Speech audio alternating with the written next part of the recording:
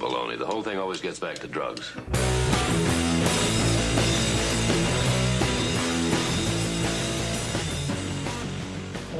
I am really, really ahead of everyone because I've seen the trailer and I've actually seen the 30-minute video as well. So now I don't know how much I can say about this.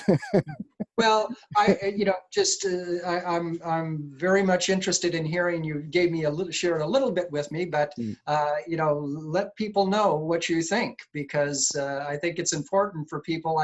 I keep telling people I think this is the best thing about acupuncture that's ever been put on film. Yeah. But please, you tell me what you thought. Well, so you see the experience that everyone has from watching the documentary before that Doug Dirth put out, the 9,000 Needles, and looking at this now. So you're looking at the storytelling from one person's perspective. Right. I thought that this was so much. I know the 9,000 Needles story hits you, but this really got me. I don't know if it was because part of the story was being told by kids, and they're so believable. You really get into the story and they're telling you, and when they achieve things and when they're able to do things, like it's really, you get that joy of, wow, look at that. It's not a grown-up that was, it's not a script.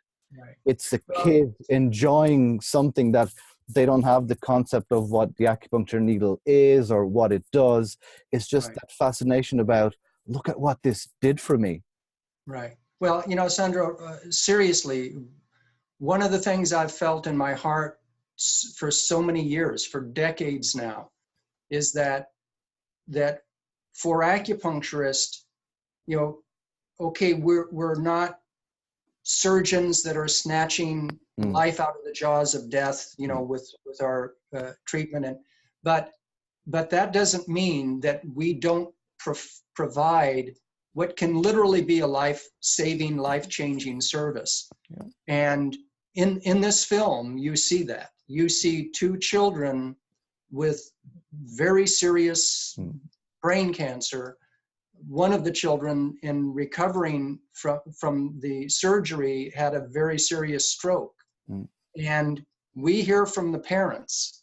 We hear from one of the children, two sets of parents, as well as the neurosurgeon, as well as the chief medical officer of the hospital, and of course the acupuncturist at the hospital. But my philosophy has always been that the greatest potential asset the acupuncture community has is the gratitude of the people that we've helped. And that's what we really tried to show in this film, is to step out of the way and let the children, let the parents, let those that have benefited from this therapy, let them tell their story. Yeah. Because I've always believed, we don't have to get, we're just trying to convey the truth about what this therapy can do. And even in this age of communication, it does take some skill, and we are so incredibly blessed that not only do we have a talented filmmaker but we have a filmmaker who cares as passionately about spreading this medicine. Yeah. From what he's seen and what his brother went through, and quite frankly, the lack of care that his brother had available to him here in the United States, even. Yeah. Right? It's like if acupuncture would have been in the hospitals here, then they wouldn't have had to gone to China. And when they came back from China, he was in the middle of the United States. We could hardly find an acupuncturist to give him any kind of treatment there, right? So we have a filmmaker that's not only talented, but is absolutely passionately dedicated to us, and is doing work for us that is, it's not about pay, because believe me, we're not paying him much at all. And he is just going so far beyond what we could ever have asked of any filmmaker. Yeah. So this is about showing real stories of real people who were really helped by real acupuncture and real acupuncturists. Mm-hmm.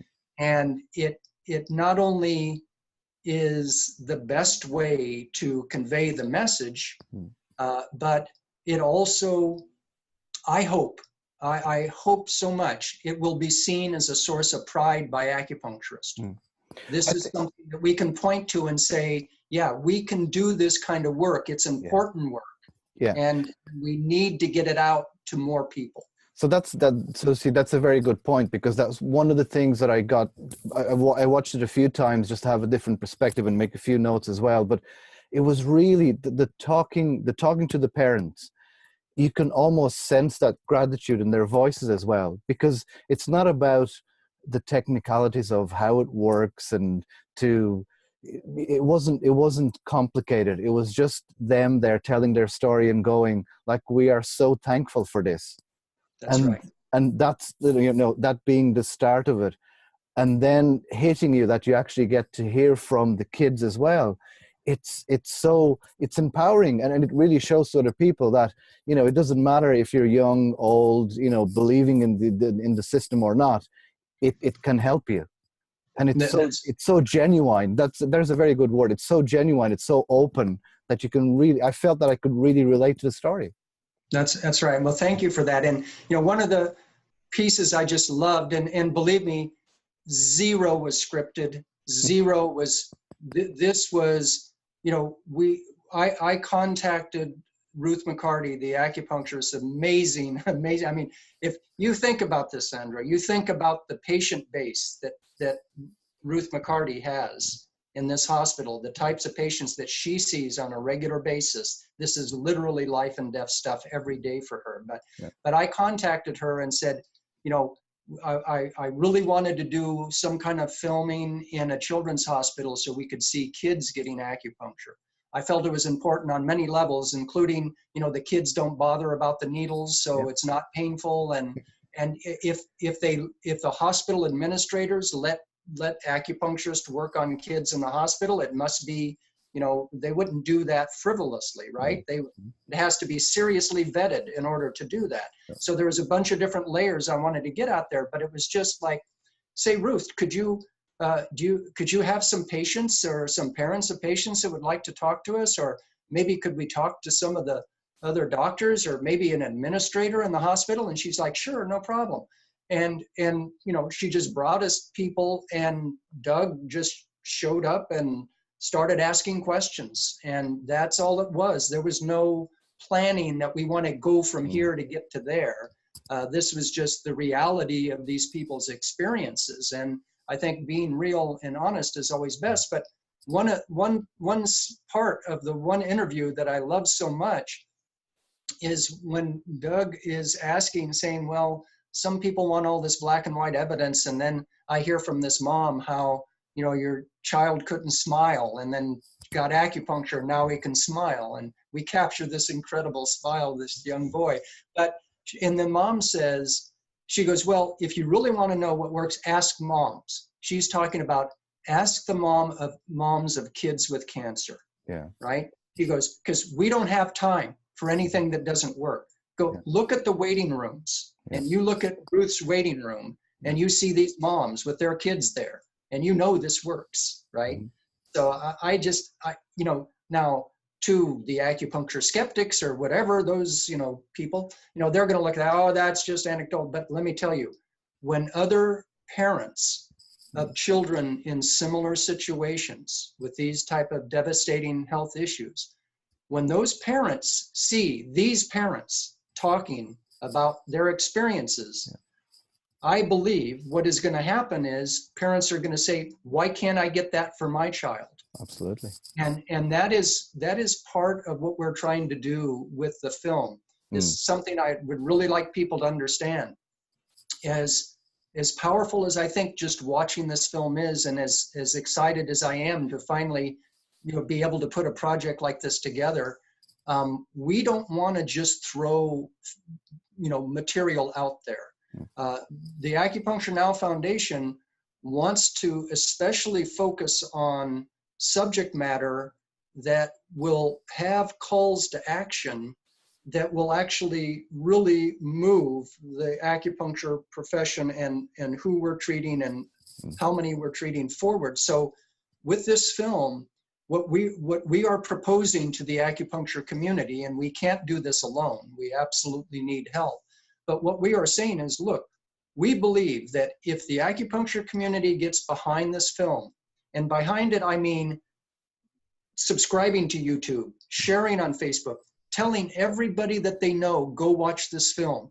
If we get the views of this film on YouTube to tens of thousands and then hundreds of thousands of views, and we could absolutely do this by, if everybody in the acupuncture community just told everybody they know to watch it. Yeah. If we get those numbers up, then we are also going to be launching a project to say acupuncture should be in every hospital. Mm-hmm. We should have acupuncture and acupuncturist in all hospitals. Mm-hmm. It's a no-brainer. Why not? It should be there.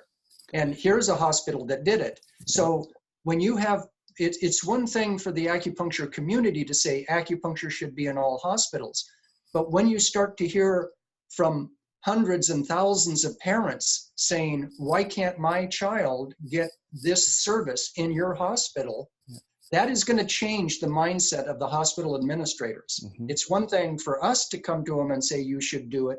It's a whole different thing if these patients and the parents, if they're coming to them saying, you should have this. So what we are saying is, let's take advantage of this. Mm-hmm. Let's try to move this forward. This film is a powerful medium in a powerful way to get the message across. So we want to launch a campaign to get acupuncturists in all hospitals. Mm-hmm. And so that's what we're going to look to do with further episodes moving forward, which we already have other episodes in mind. But all that we're looking to do with these episodes is not just put them out there, but then say, okay, we've stirred up this interest now. How do we take action on the interest? How do we actually help to make it happen? Oh, baloney. The whole thing always gets back to drugs.